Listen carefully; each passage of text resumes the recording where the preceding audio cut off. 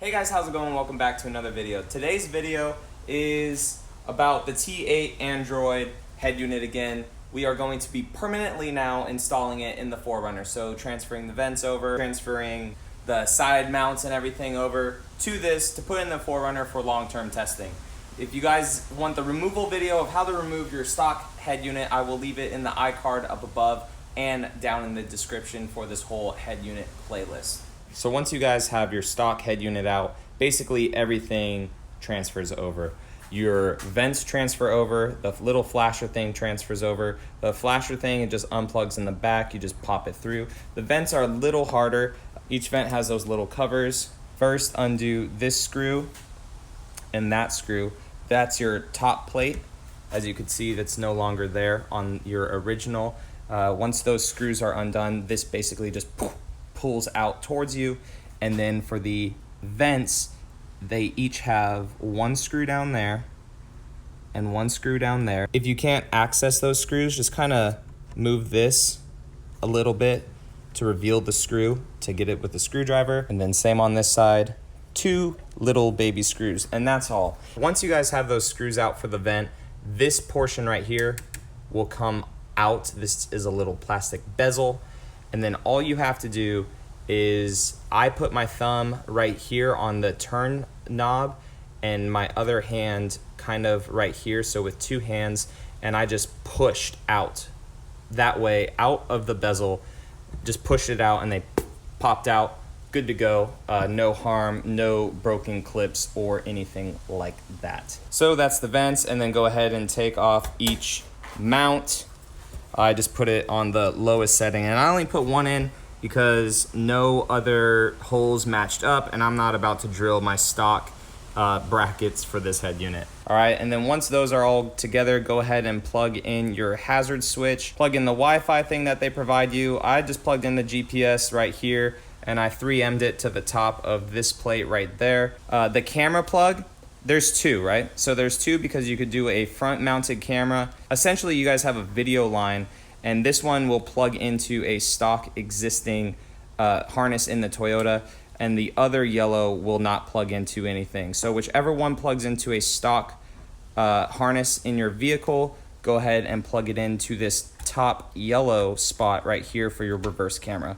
Your antenna plugs in there. The microphone I still have in the car, that plugs in there. This is the stock harness that they give you. That part plugs in right above the inline fuse. And then this, guys, make sure you plug this in to the harness provided. This is also provided. This is basically a little brain box that allows you to use your steering wheel controls and also allows you to see on this display when your AC is going and when your doors are open as well. Now, there are some extra wires for further expansion with whatever you need to do. They did say, they commented on the video and along with other people, why my time wasn't being set, and they said I had to splice in one of these yellow wires with one of my factory wires. I'm not splicing anything with my car. It should all have been plug and play. I guess it's not. I don't see why it would hold all the other information though, like the date and all my presets in my FM radio, and not hold the time, so I'm not really sure about that. I know time continuously goes, but I don't know why it shouldn't. It should have that internal. And then what I kind of did here, guys, is I jerry-rigged the Apple CarPlay plugged in to one of the USB dongles that it gives you, and then they also give you this adapter. So if you guys take this adapter and put it into the CarPlay or Android Auto dongle, this will plug into your existing wire that you guys have in your 4Runner. So all you have to do is just plug your cell phone into the USB spot in your 4Runner, and then Apple CarPlay will automatically start because now it's going through all this into the head unit. So I just found that out when I was tinkering with everything before I officially put it in for you guys. So that's cool, and you don't have to have wires running all over the place. So let's go ahead and get this thing installed. Super easy. All you have to do, guys, is match each one up with its existing one already in the vehicle. So this is what I'm talking about. This gray cable right here that runs into your USB. Go ahead and connect this. And then as you all can see, this is probably this thing's best trait, is everything is legit plug and play. So you will find the one that matches this, plug it into that one over there, and you just do this for every single one that you see fit and that you see match these right here. Now obviously you're not going to use your old GPS one right here, so a couple will go unused, but other than that, just plug and play, match them all up, and go ahead and set the unit inside. Okay, very simple, very easy. Everything goes into what it needs to go into.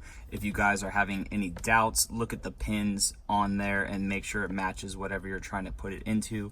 Like I said, certain things won't be plugged in, and these are the only two harnesses right here on this that aren't plugged in. And as you can see, our video pin that's plugged in right here is going into this connector that's plugged in. So that means that this is the correct one. And like I said, just make sure that the video is all the way at the top of that. So now basically what you're gonna do is tuck all these wires away, make sure they're all nice and neat, and then go ahead and set the unit back into your dash. All right guys, and it is all installed. As you can see, fitment is not perfect with this thing, so those screws aren't going in, but it's pretty tight in there. So when I was running with this thing while it was temp installed, I didn't even have those in down there. So now just go ahead and put all your HVAC stuff on, connect this one up to your HVAC, and it should be good to go. All right, and everything is all together, guys.